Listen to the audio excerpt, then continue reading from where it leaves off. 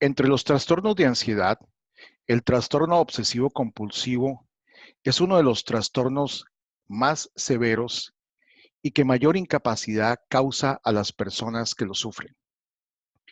Este trastorno se caracteriza por la presencia de obsesiones, que son pensamientos, imágenes o impulsos, que generan una gran ansiedad en aquellas personas en que se presenta, ansiedad que resulta de la percepción de amenaza y de peligro que estos pensamientos generan. A fin de reducir dicha ansiedad, las personas que presentan obsesiones realizan compulsiones. Estos son comportamientos tendientes a reducir el peligro que los pensamientos generan y por ende la ansiedad que provocan. Existen diversos subtipos de trastornos obsesivo-compulsivo dependiendo del tipo de compulsión que se use. Los tres más frecuentes son los lavadores, los revisadores y las personas que presentan obsesiones puras o también denominados rumiadores. Los lavadores son aquellas personas que se lavan sus manos una y otra vez, pues temen haberse contaminado por haber tenido contacto con algún objeto, por ejemplo, haberle dado la mano a un extraño, haber tocado la puerta de un ascensor. Y esto lo hacen repetidamente, una y otra vez. Pueden pasar varias horas al día lavándose las manos. El siguiente subtipo son los revisadores. Personas que revisan una y otra vez las acciones realizadas. Recuerdo el caso de un paciente que se devolvía varias veces de su trabajo a la casa, pues pensaba que había atropellado con su carro a alguien. Obviamente no lo había hecho. El último tipo de trastorno obsesivo compulsivo son los rumiadores u obsesivos puros.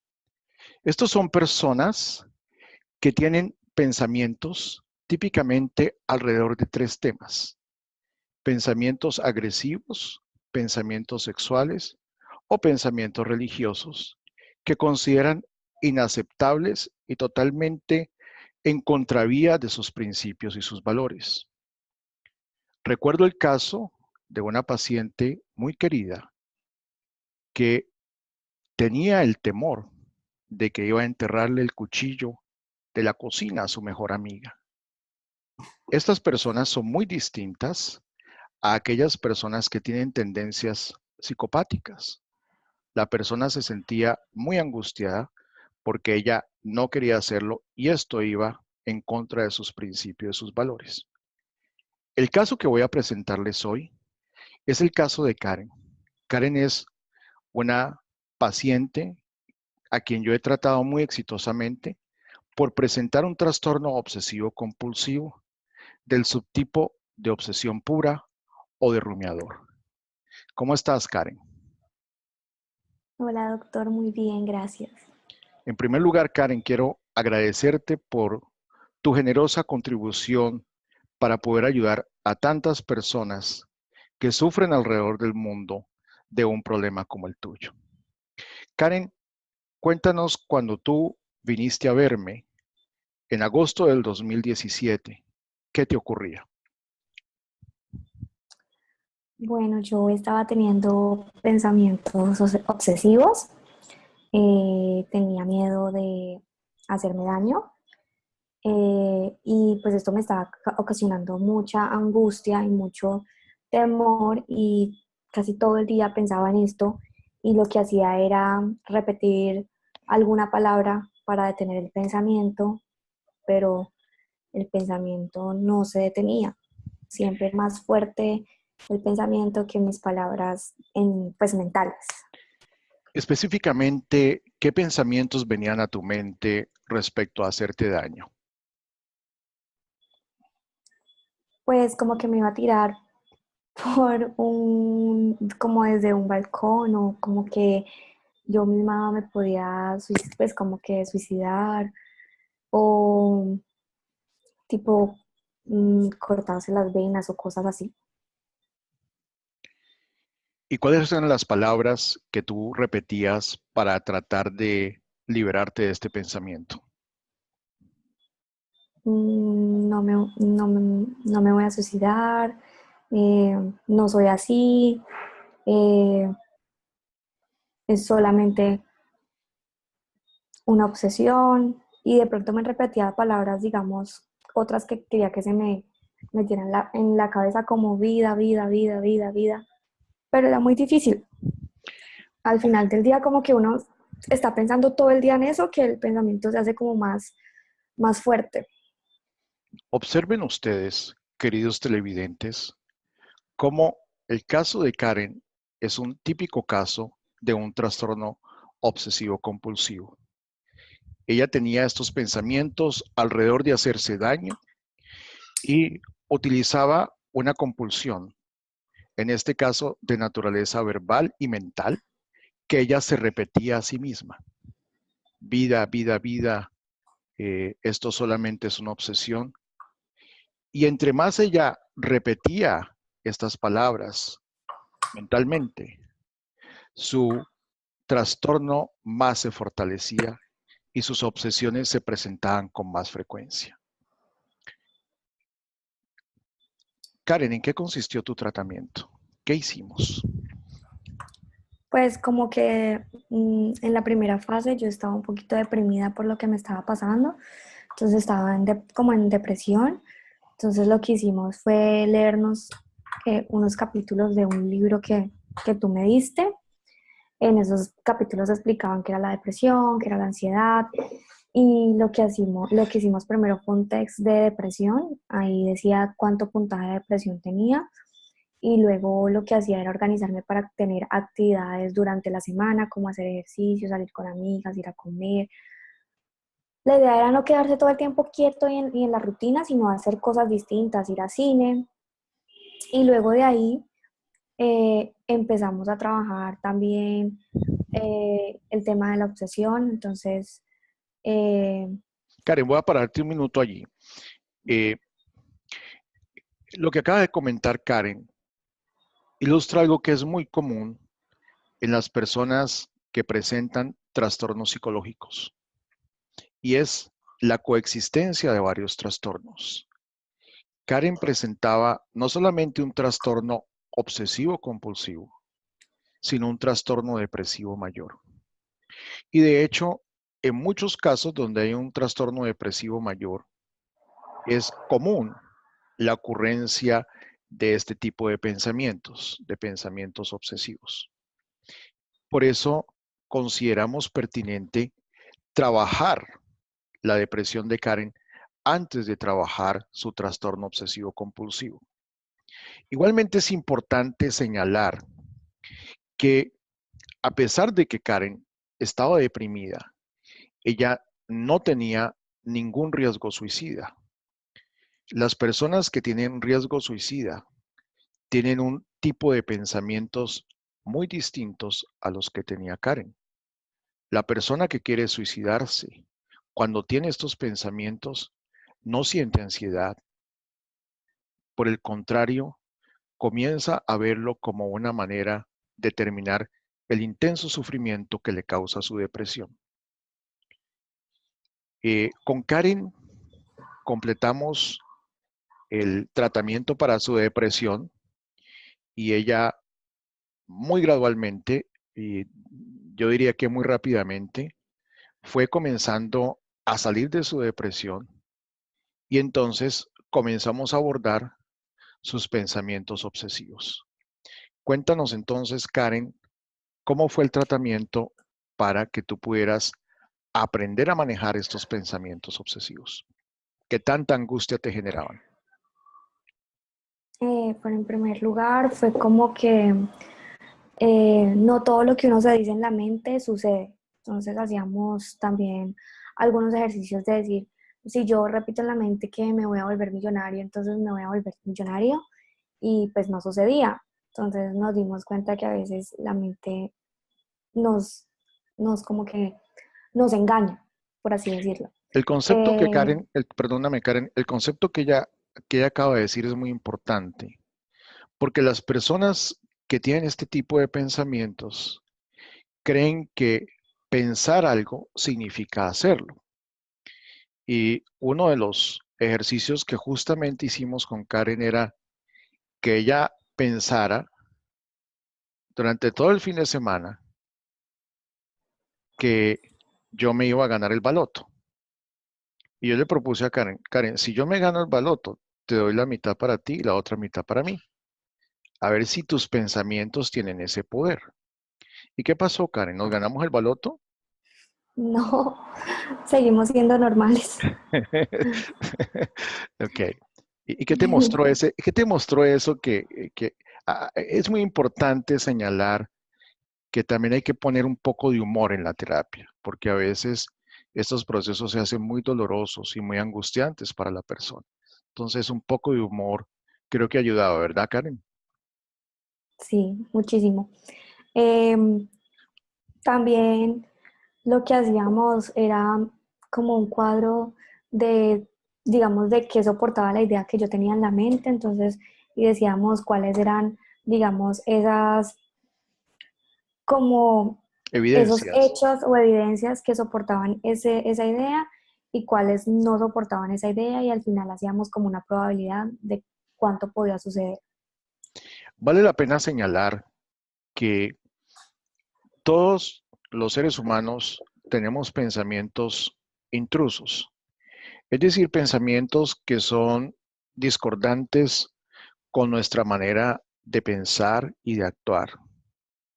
Yo le contaba a Karen que en alguna ocasión en que yo venía con mi esposa saliendo del ascensor para entrar a mi apartamento que está ubicado en un piso 11, a mí me vino a la mente que yo la tiraba por la ventana.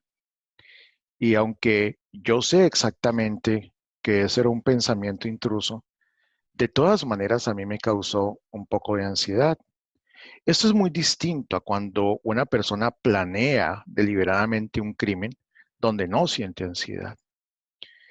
Y fue muy importante compartirle a Karen que yo también tenía estas imágenes. Pero la diferencia entre ella y yo era que yo no le atribuía ninguna importancia. Yo simplemente las dejaba pasar como basura mental que a veces llega a la mente de uno. La mente de uno está en continuo funcionamiento y a veces llegan estas ideas que son totalmente discrepantes con la forma de pensar y de actuar que uno puede tener. Y creo que para ti eso fue importante, ¿verdad, Karen? Sí, fue muy importante. Creo que pues la terapia ayuda mucho a uno darse cuenta qué cosas pueden suceder y qué cosas, digamos, no van a suceder y a estar un poco más tranquilo. Eh, También lo que hicimos fue que yo buscara cosas acerca del suicidio en internet. Por ejemplo, buscamos el juego de la ballena azul. Yo antes no podía pronunciar la palabra suicidio porque me daba mucho miedo. Ya ahora lo hago. Eh, Tampoco podía leer noticias sobre gente que se suicidara porque, no sé, entraba como en pánico y creo que como que eso me iba a dar ideas o algo así. Y también hicimos como que yo cerraba los ojos, el doctor repetía un oso blanco y yo me tenía que imaginar cualquier otra cosa menos un oso blanco, pero al final uno se imaginaba el oso blanco. No sé cómo se llama esto, pero uno se imagina. A ver, Karen ha explicado varias técnicas que utilizamos durante la terapia. La más importante era que ella pudiera confrontar ese temor que ella tenía. Un aspecto fundamental en todos los problemas de ansiedad es que las personas evitan tener contacto con aquella situación que le produce ansiedad. Al hacer esto, la ansiedad se fortalece porque la persona no tiene la oportunidad de darse cuenta si en realidad eso que temen va a ocurrir. Entonces, con Karen comenzamos a hacer una serie de ejercicios donde ella se exponía a diferentes temas que giraban alrededor del suicidio. Otro aspecto que es muy importante y que justamente el experimento del oso blanco ilustra, es que la persona que tiene estos pensamientos obsesivos intenta deliberadamente y de una manera obviamente obsesiva de suprimir estos pensamientos. Y entre más tú suprimas un pensamiento, ese pensamiento aparece con más fuerza.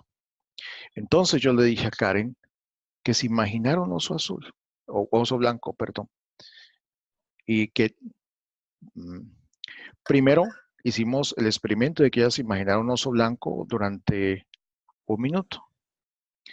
Luego hicimos una pausa y le dijimos a Karen que volviera a imaginarse cualquier cosa, pero que ella no podía pensar en un oso blanco, que tratara de suprimir eso de su mente.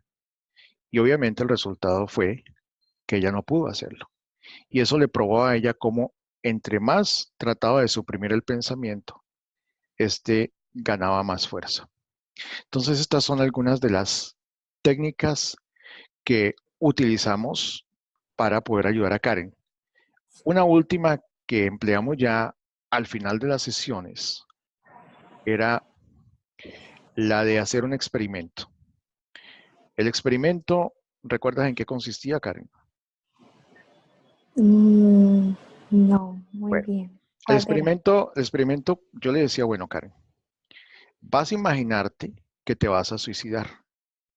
Ah, sí, Inclusive hacíamos que ella se imaginara que se iba a tirar del balcón del apartamento donde ella vivía. Y yo le decía a lo Karen escribía. que calificara de 0 a 100 cuánto era el deseo que ella tenía de suicidarse. Y en la medida de que ella enfrentara esta situación en su imaginación, si en realidad ella tenía deseo de suicidarse, el deseo iba a ir aumentando de una manera paralela a la exposición que hacíamos en su mente. Y realmente el deseo de Karen nunca aumentó, el deseo siempre fue 0. Y eso creo que te demostró a ti, Karen, que una cosa era tener el pensamiento y otra cosa era hacerlo. No sé tú cómo lo viviste esa parte. Sí, eh, como que una cosa está es en la mente y otra cosa es como lo que uno quiere hacer de verdad y nos dimos cuenta que no me iba a hacer daño. Ok. Bueno, Karen, ya han pasado 3 meses desde que terminaste tratamiento. Cuéntame cómo estás hoy. Mucho mejor, ya no tengo pensamientos obsesivos, no me da miedo el suicidio en este momento de mi vida y creo que la terapia me sirvió mucho como para tener herramientas de cómo manejar mi ansiedad, porque más que todo es como mi ansiedad lo que causa estos pensamientos obsesivos y ahora pues trato mucho de que cuando voy a tener un síntoma de ansiedad manejar estas herramientas que me dio el doctor. Maravilloso, Karen. Yo realmente te felicito porque fuiste una excelente paciente y porque este tratamiento a veces era difícil, pero tú tuviste un alto nivel de compromiso y de motivación que fue lo que te ayudó a salir adelante. ¿Quieres agregar algo más, Karen? ¿Que quieras No, compartir con los pues televidentes? de pronto si alguien está pasando como por un momento difícil, está en un momento de estrés, en algo que no le gusta en su vida, muchas veces esto también genera un poco de ansiedad y pues se pueden empezar a presentar estos problemas. Y creo que las personas ansiosas somos muy impacientes, demasiado impacientes. Pero Eh, siempre después de 1 o 2 meses uno logra salir de la ansiedad y logra ver todo con más claridad. me apunto también al grupo de los pacientes y los ansiosos.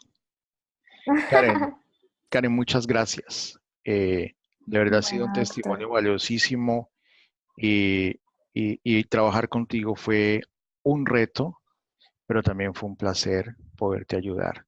Y gracias por querer compartir con tantas personas que sufren lo indecible porque no saben qué son estos pensamientos que se les presenta y que representa realmente la sintomatología más clara de un subtipo de trastorno obsesivo compulsivo, como son los rumiadores o obsesivos puros.